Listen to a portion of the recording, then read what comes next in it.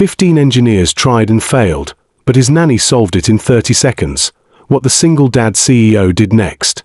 The modern glass conference room at Sterling Automotive buzzed with frustrated energy. 15 of the company's top engineers stood around the central workstation, their faces showing the strain of 3 weeks spent chasing a software bug that threatened to delay their revolutionary electric vehicle launch by 6 months. Nathan Sterling, CEO and single father of 6-year-old Lily, paced behind the group with controlled tension. At 34, Nathan had built Sterling Automotive from a garage startup into one of the most innovative car companies in the country. But today he felt powerless against lines of code that refused to cooperate. "Run the diagnostic again," said Dr. Michael Chen, the lead software architect, his voice carrying the weariness of someone who had been staring at screens for far too long. "Maybe we missed something in the third-level integration protocols." The problem was as mysterious as it was critical. Their advanced driver assistance system worked perfectly in isolation, but the moment it interfaced with the vehicle's main computer, everything crashed. 15 brilliant minds had spent countless hours analyzing every line of code, every connection, every possible point of failure, and they were no closer to a solution. "Sir," Nathan's assistant appeared at his elbow. "It's almost 6 o'clock. Should I call Miss Bailey and let her know you'll be late again?" Nathan glanced at his watch, feeling the familiar weight of trying to balance fatherhood with running a company. "Actually, ask her to bring Lily here. I promised we'd have dinner together tonight, and at this rate, I'll be here until midnight." 20 minutes later, the conference room door opened quietly. A woman who looked distinctly out of place among the sea of engineers entered. Alison Bailey appeared to be in her late 20s, with blonde hair braided back practically, and wearing a simple white shirt that had clearly seen better days. Yellow cleaning gloves protected her hands, and she moved with the efficient grace of someone who spent her days managing an energetic 6-year-old. "Daddy!" Lily Sterling burst through the door behind her nanny, immediately running to Nathan with boundless energy. "Ally and I made cookies, and we saved you the ones with extra chocolate chips." Nathan's face softened completely as he lifted his daughter, momentarily forgetting the crisis that had consumed his entire day. "That sounds perfect, sweetheart. Just let Daddy finish this meeting, and then we'll have our dinner and cookies." "What's everyone looking at?" Lily asked with the curiosity that children brought to everything interesting. "We're trying to fix something very complicated," Nathan explained gently. "Like when your favorite toy breaks, but much harder to understand." Alison stood quietly near the door, holding Lily's backpack and clearly trying not to intrude on the important business meeting. But Nathan noticed the way her eyes moved to the large monitor displaying the problematic code, and how her expression shifted from polite disinterest to focused attention. "Miss Bailey," Nathan said, "please don't feel like you need to wait. I know you probably have evening plans." "Actually, Mr. Sterling," Alison said quietly, "if you don't mind me asking, what exactly is the problem you're trying to solve?" Dr. Chen looked up from his keyboard with barely concealed frustration. "It's a software integration issue," he said in the tone usually reserved for explaining complex topics to people who wouldn't understand. "The autonomous driving system crashes every time it attempts to communicate with the primary vehicle network." Alison nodded slowly, her gaze returning to the code on the screen. "May I take a look?" The question hung in the air for a moment, creating an uncomfortable silence as 15 highly educated engineers processed the idea that their nanny was asking to examine their work. Nathan noticed the exchange of glances, the slight smiles that suggested his employees thought Lily's caregiver was being presumptuous. "Alison," Nathan said gently, "this is pretty specialized stuff. We've had our best people working on it for weeks."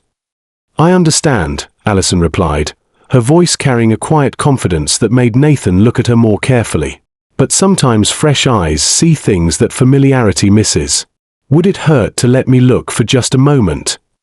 Nathan studied this woman who had been caring for his daughter for 8 months, realizing that despite spending every evening in her company, he knew very little about her background beyond her excellent references and Lily's obvious adoration for her. "Of course," Nathan said, gesturing toward the workstation. "Please." The engineers stepped aside with patronizing courtesy, clearly expecting this to be a brief distraction before they returned to their serious work. Alison approached the monitor, her yellow-gloved hands moving to the keyboard with a familiarity that immediately caught Nathan's attention. For 30 seconds, Allison studied the code in complete silence, her eyes scanning the lines with focused intensity. Then, without fanfare, she began typing. Her fingers moved across the keyboard with fluid precision, someone who thought in code as naturally as spoken language.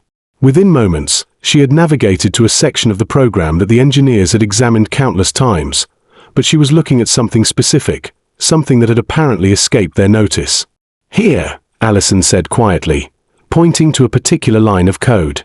"You have a memory allocation conflict in the handshake protocol. The autonomous system is trying to access the same memory space that the primary network reserves for security functions. They're essentially fighting over the same resource." Dr. Chen leaned forward, studying the area she had indicated. "But we've checked the memory allocation dozens of times. The addresses are clearly defined and shouldn't overlap." "They don't overlap in static allocation," Allison explained patiently, "but look at what happens during dynamic scaling. When the system load increases, the autonomous functions expand their memory footprint, and that's when they collide with the security protocols." She made a few quick keystrokes, adding what appeared to be a simple buffer zone between the two systems. "Try running it now." The room fell completely silent as Dr. Chen initiated the diagnostic program. Everyone watched the monitor as the two systems came online, began their communication protocol, and for the first time in 3 weeks, connected seamlessly without a single error message. "That's impossible," whispered one of the junior engineers. "We've been over that code section hundreds of times." "Sometimes," Allison said gently, "we get so focused on the complex possibilities that we miss the simple solutions. I learned that lesson the hard way." Nathan stared at this woman who had just solved in 30 seconds a problem that had stumped his entire engineering team for weeks. "Allison," he said slowly, "how did you know to look there?" Allison's cheeks colored slightly, and she suddenly seemed very aware that she was wearing cleaning gloves in a room full of executives. "I have some background in software development," she said modestly. "I noticed the memory allocation pattern looked familiar." "Some background," Dr. Chen repeated, his voice filled with newfound respect. "Miss Bailey, what kind of software development experience do you have?" Allison hesitated, clearly uncomfortable with the attention. "I used to work in autonomous vehicle programming, actually, before I became Lily's nanny." The revelation hung in the air like a challenge to everything the engineers thought they understood about expertise and credentials. Nathan felt his entire perception shifting as he realized that the woman he'd hired to care for his daughter was apparently more qualified to solve his company's technical problems than his entire engineering staff. "You used to work in autonomous vehicle programming," Nathan repeated, his mind racing with questions. "Where? When? And why are you working as a nanny?" "I was the lead programmer for the Aurora project at TechFlow Industries," Allison explained quietly. "We were developing the next generation of self-driving systems until the company lost funding, and the project was cancelled 2 years ago." Nathan felt his breath catch.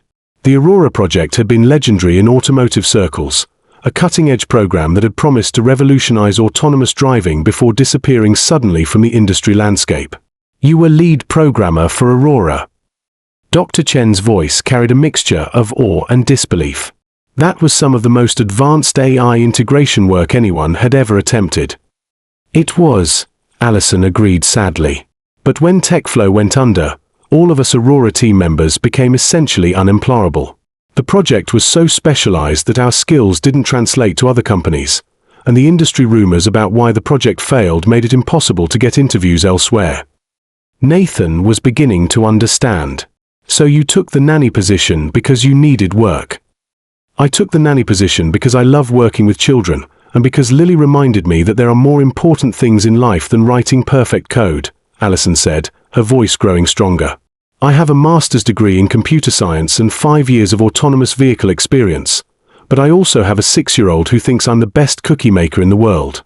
Both things make me who I am." The room was completely silent as 15 engineers and 1 CEO processed what they had just witnessed.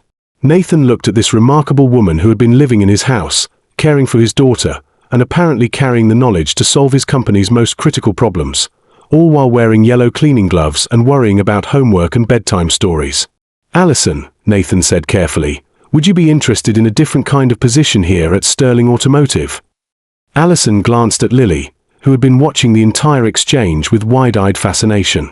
"Mr. Sterling," Alison said quietly, "I appreciate the offer, but Lily needs stability in her life. She's already lost her mother, and changing caregivers again would be difficult for her." "Who says anything about changing caregivers?"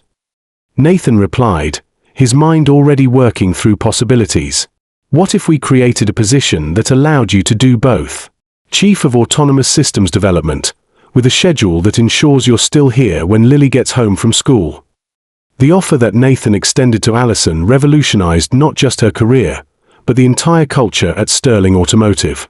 As Chief of Autonomous Systems Development, she brought an approach to problem-solving that combined technical brilliance with the patience and creativity that came from years of explaining complex ideas to a curious 6-year-old.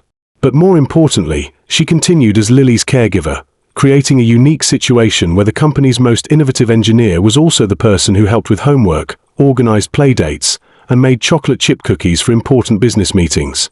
6 months later, when automotive industry magazines wrote about Sterling Automotive's breakthrough in autonomous vehicle technology and their revolutionary approach to work-life balance, they focused on innovative management techniques and cutting-edge engineering solutions.